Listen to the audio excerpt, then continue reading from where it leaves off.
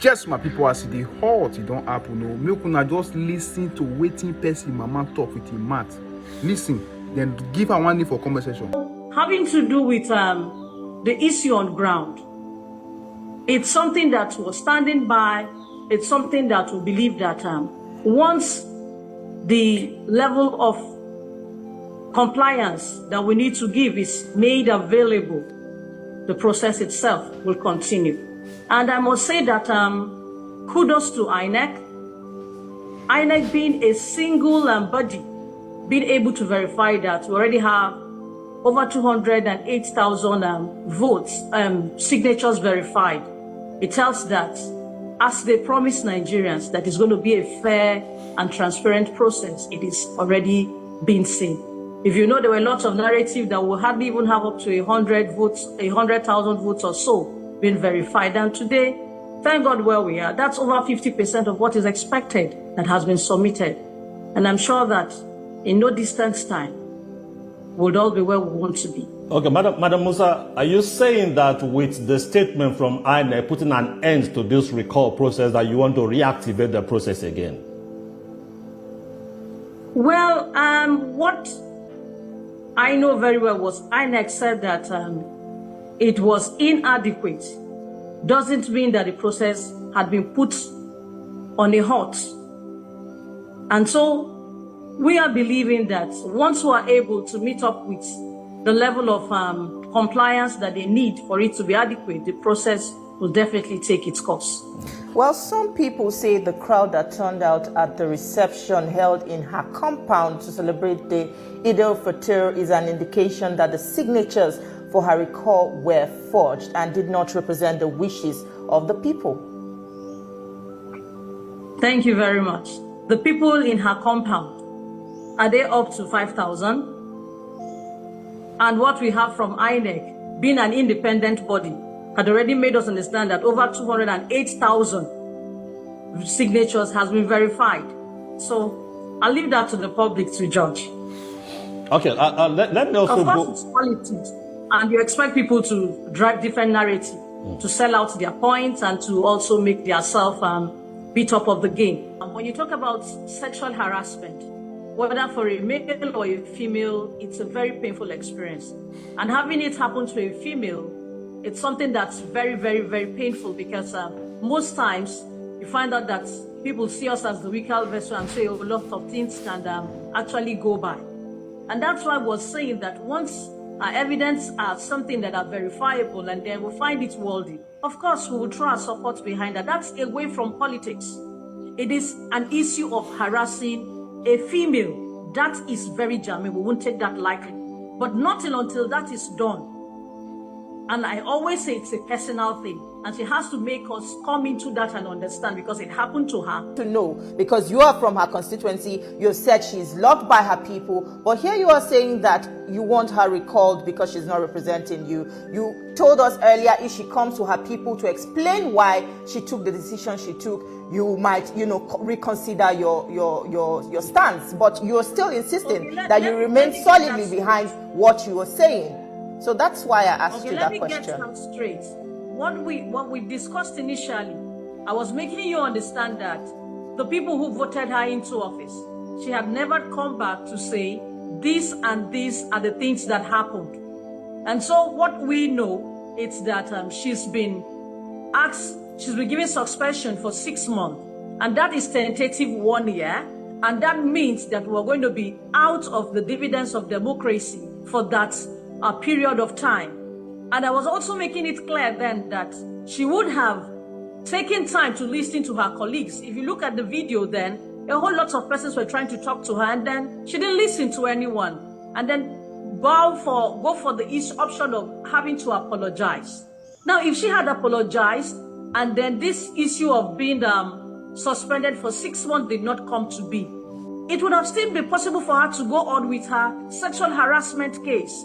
Which, like I always say, and I maintain, it's a personal thing. And not until verifiable evidence is made available, we cannot jump into that. Now, having to say she came home to explain, if you look at the video of what she came to do, she came to incite the people. That visit was more about name tagging people blackmailing them, of which every one of the persons she had called, even to the present governor, which is the chief servant of the state, His Excellency Alhaji Ahmed Usman Ododo, has also got a level of followership. Right. Imagine if his followers would have also gotten angry from that.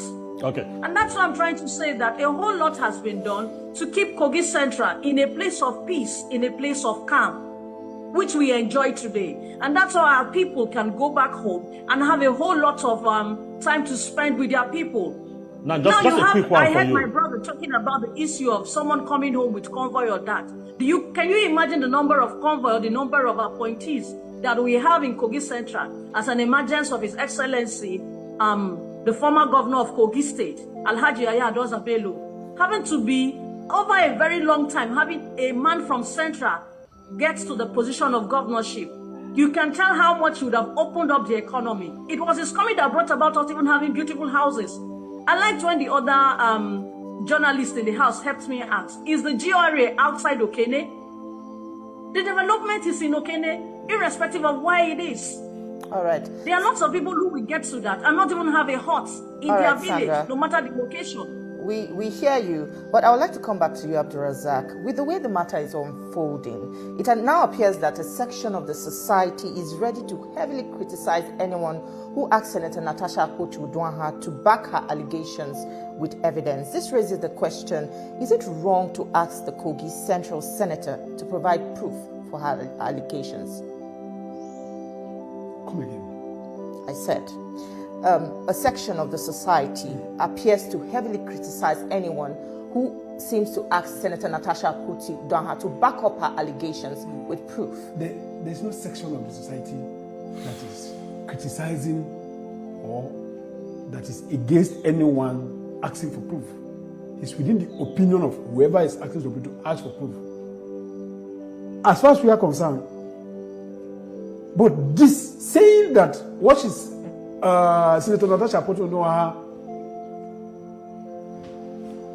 her claim is not true. She should be suspended for 6 months. She's being rude.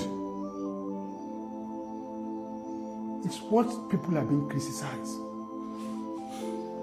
You see, what's happening in the National Assembly?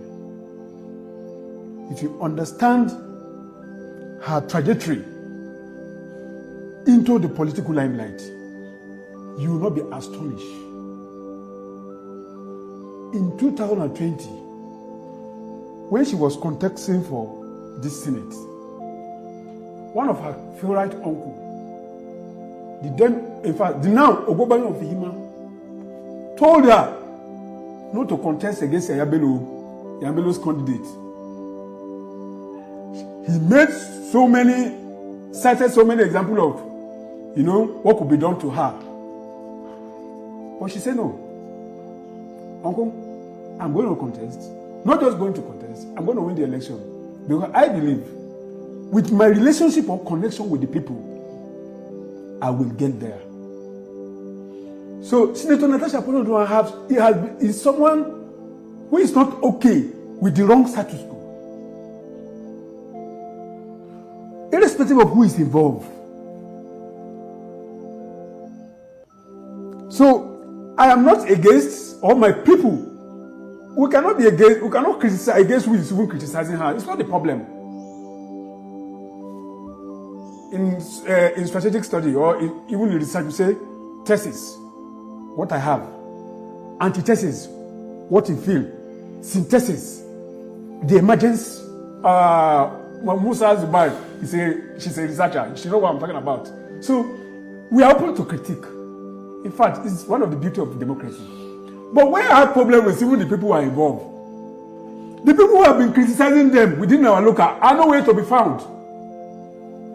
As we speak, we have so many petitions with the DSS, with the Inspector General of Police, over missing people in the state since 2016 to date. All right. For being critical of Yahya Bello-led government, Abdulrazak for being opposition.